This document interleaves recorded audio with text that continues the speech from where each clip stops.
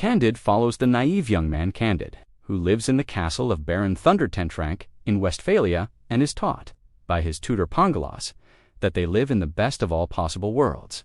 Candide falls innocently in love with the Baron's daughter, Cunegonde, but when they are discovered kissing, he is violently expelled from the castle.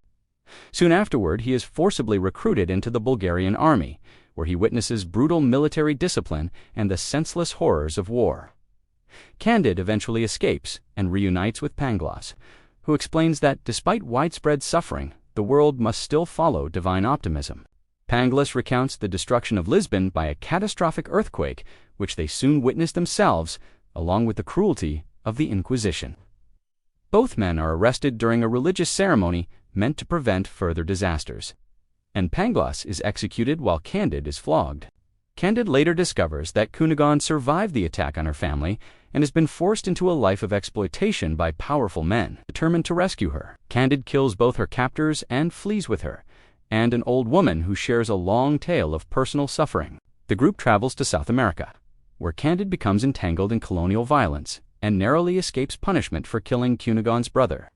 Candide and his servant Cacambo journey through the wilderness and accidentally discover El Dorado, a hidden utopian society filled with wealth, peace, and rational government.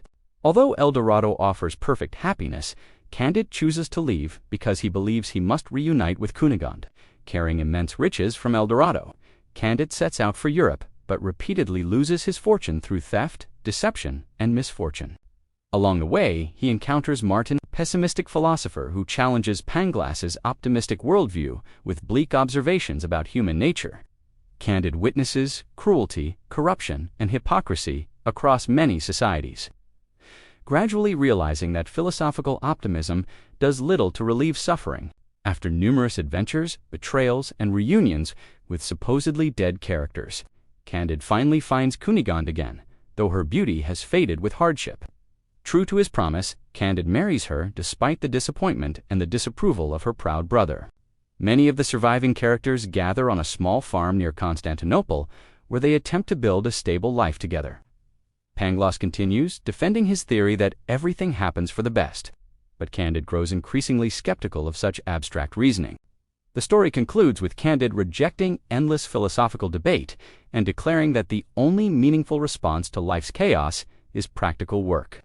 The final moral emphasizes that human happiness lies not in speculation about destiny, but in quietly cultivating our garden. Please like, comment, share, and subscribe for more videos.